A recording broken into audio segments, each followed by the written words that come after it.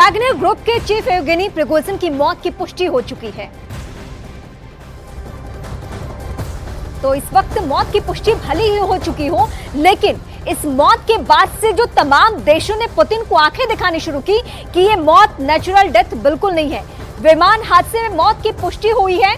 शव का DNA test होना है। ये डीएनए टेस्ट भी कराया जा चुका है। रूस के ऑफिसर्स के हवाले से ये बड़ी खबर इस वक्त मिल रही है। लेकिन इस मामले को लेकर भी पुतिन पे बहुत सारे सवाल खड़े हुए। सवाल इस बात को लेकर कि जिस येवगेनी प्रिगोजिन से लगातार तनातनी की स्थिति थी, कहीं ये मौत हुई नहीं है, कहीं ये हत्या तो नहीं करवाई गई है। ये तमाम दूसरे अमेरिका सहित ऐसे देशों ने सवाल उठाने शुरू किए जो पुतिन के दुश्मन देश रहे हैं।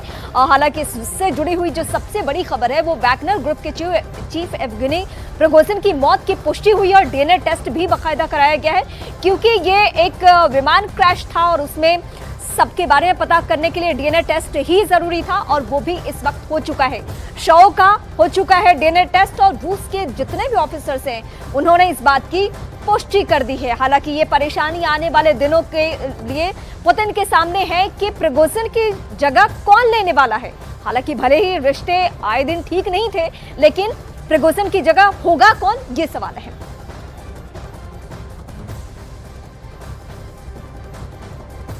येवगेनी प्रिगोजिन जो प्राइवेट आर्मी का चीफ था, कभी बताया जाता है कि पुतिन का सबसे बड़ा राजदार था, लेकिन गद्दार हो गया। लेकिन एक वक्त था जब प्रिगोजिन अपनी 25,000 योद्धाओं की सेना के साथ दुनिया में किसी भी शख्स की जिंदगी का भविष्य तय कर सकता था।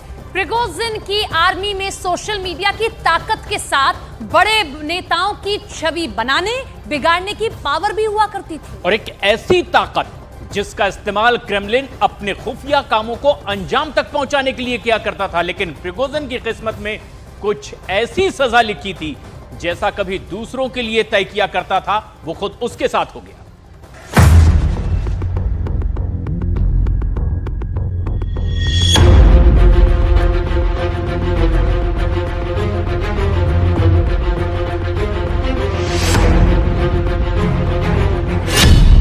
गद्दारी की सजा अगर पुतिन ने मौत मुकर्रर की है तो वैगनर चीफ येवगेनी प्रिगोजिन ने उससे आगे जाकर भयावह मौत की सजा तय की थी। भाड़े पर युद्ध लड़ने वाले वैगनर समूह के लड़ाकों के लिए येवगेनी प्रिगोजिन का एक ही अल्टीमेटम था, अगर वो युद्ध के मैदान से भागते हैं या फिर वैगनर ग्रुप से दगाबाजी करते हैं तो उन्हें ऐसी सजा दी जाती थी कि फिर कोई गद्दारी का ख्याल भी अपने जहन में न ला पाए। वैगनर ग्रुप में भगोड़ों के सिर कंक्रीट के ब्लॉक से बांध दिए जाते थे, फिर उनके सिर को हथौड़ों से मारकर मौत के घाट उतार दिया जाता था। वैगनर समूह में गद्दारी की सजा के लिए हथौड़ा उनका प्रतीक बन गया था। और जब उसी वैगनर समूह के चीफ येवगेनी प्रिगोजिन ने गद्दारी की तो रूस में इसकी सजा कैसी हो सकती थी, इसका अंदाजा लगाया जा सकता है। अगर प्रिगोजिन को प्लेन क्रैश में मारने की साजिश रची गई तो ऐसे मौत की सजा गद्दारी के गुनाह के लिए खुद प्रिगोजिन ने तय की गई सजा के मुकाबले कम थी। और शायद क्रेमलिन ने इसका ख्याल रखा कि सालों तक प्रिगोजिन ने न सिर्फ उनके गंदे काम को अंजाम दिया बल्कि दुनिया भर में रूस का प्रभाव बढ़ाने में योगदान भी किया। प्रिगोजिन की मौत के बाद उसका किरदार किस तरीके से रूस में याद किया जाएगा, इसी पर निर्भर करेगा कि प्रिगोजिन की विरासत का क्या होगा। प्रिगोजिन एक देशभक्त था, एक शहीद है या एक गद्दार? पुतिन के पुराने सहयोगी पर गद्दार का ठप्पा लगने का मतलब होगा कि पुतिन उसका हर एक निशा मिटा देंगे।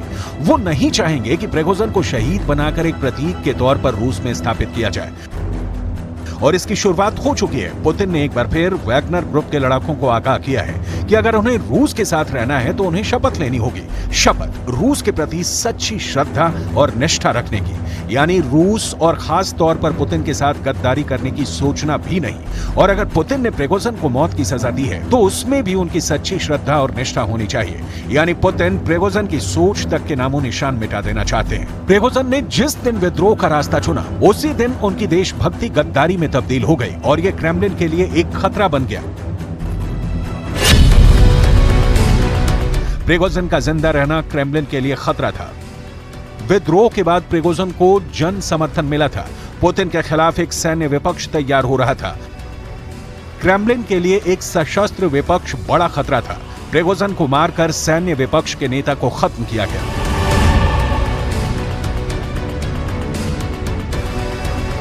विद्रोह के बाद प्रिगोजिन के साथ समझौता किया गया। पुतिन ने दुनिया के सामने ऐलान किया था कि प्रिगोजिन और वैगनर ग्रुप के लड़ाकों को कुछ नहीं होगा, लेकिन यह पुतिन को भी पता था कि येवगेनी प्रिगोजिन को छोड़ देने से सेना के मनोबल पर असर पड़ेगा और पुतिन के नेतृत्व पर भी सवालिया निशान लग सकते हैं और आने वाले वक्त में एक सैन्य संगठन का नेता उनके खिलाफ जन समर्थन हासिल करके राजनीतिक रूप में खड़ा हो सकता है और पुतिन ऐसी कोई चुनौती भविष्य में नहीं चाहते। लिहाजा वर्तमान में एक ऐसा निर्णय लिया गया जिससे भविष्य की वो चुनौती समाप्त हो गई।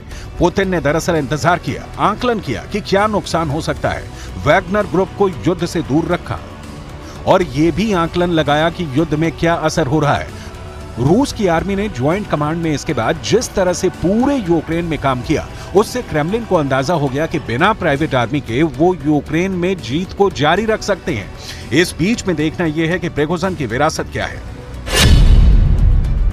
प्रिगोजिन ने सबसे ज्यादा पहचानी जाने वाली प्राइवेट मिलिट्री तैयार की, युद्ध में अपनी प्राइवेट आर्मी की ताकत को साबित किया, सोशल मीडिया पर सबसे बड़ी ट्रोल आर्मी तैयार की, दूसरे देशों के चुनावों को प्रभावित करने वाली टीम तैयार की, दुनिया के बड़े नेताओं की छवि बनाने बिगाड़ने की ताकत दिखाई, यहां तक कि अपनी सैन्य ताकत से रूस के राष्ट्रपति को चुनौती दी, 25,000 लड़ाकों के साथ मॉस्को पर चढ़ाई कर दी।